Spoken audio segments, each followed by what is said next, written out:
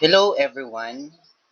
Today we are going to discuss about the Philippine literature, a journey through Filipino culture and history.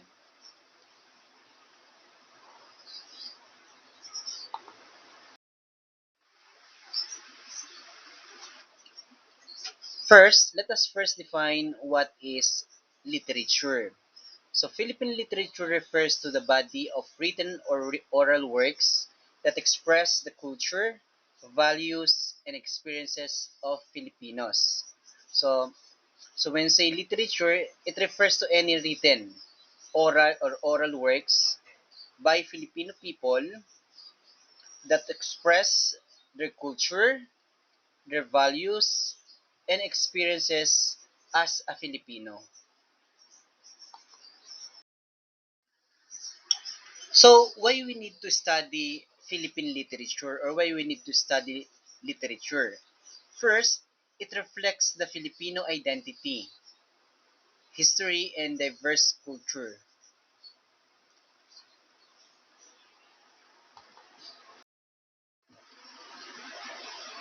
History of Philippine literature. So let's start with pre-colonial literature. So when say pre-colonial literature, before the invaders came to the Philippines, we already have our oral traditions. Example of these are epics, folktales, and proverbs. We have the Biag na Lamang and Hudhud ni Aliguyon. During the Spanish colonial era, which is from 1565 to 1898, so more of the literature is by influence of the Catholicism or the Spanish language used as a writings. Example of these are No Limitang Here and El Polibusterismo written by Dr. Jose Rizal. During the American period from 1898 to 1946, the American introduced English as a medium of instruction, and there is a significant growth of newspaper and literature in the Philippines. Example of these are poetry and short stories.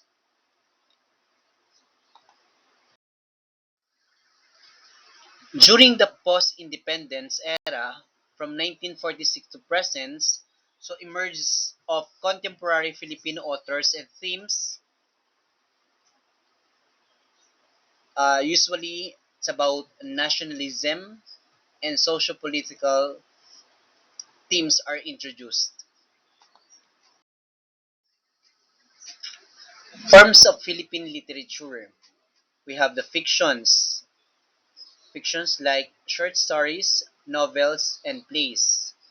Example of these are Dekada 60 by Luwalhati Bautista and The Woman Who Had Two Navels by Nick Joaquin or Quijano de Manila. We have also poetry, traditional forms. Example of these are Balagtasan and Tula and the modern style or modern verse. Example of these are Ang Alamat ng Pinya,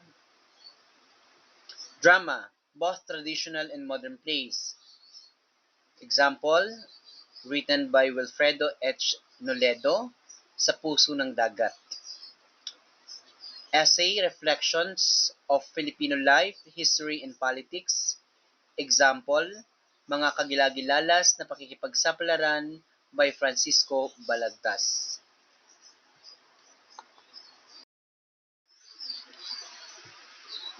Now let us discuss the influential writers in the Philippine literatures. We have Jose Rizal, our national hero and a novelist. His works includes No Limitang Dire and El Filibusterismo. Nick Joaquin, renowned short story writer and journalist.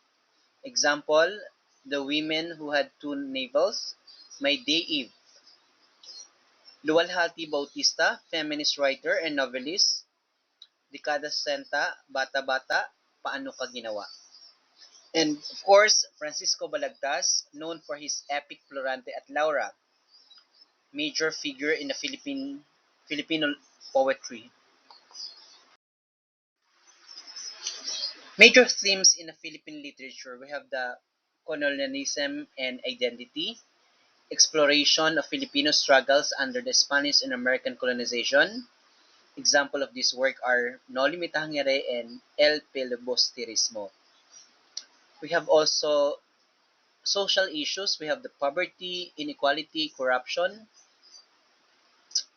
um, Dekada 60 during the martial law period, love and family, romantic relation, family, dynamic, example, bata-bata, paano ka ginawa, and nationalism, national identity and independence, example sa mga kuko ng liwanag, written by Edgardo M. de los Reyes.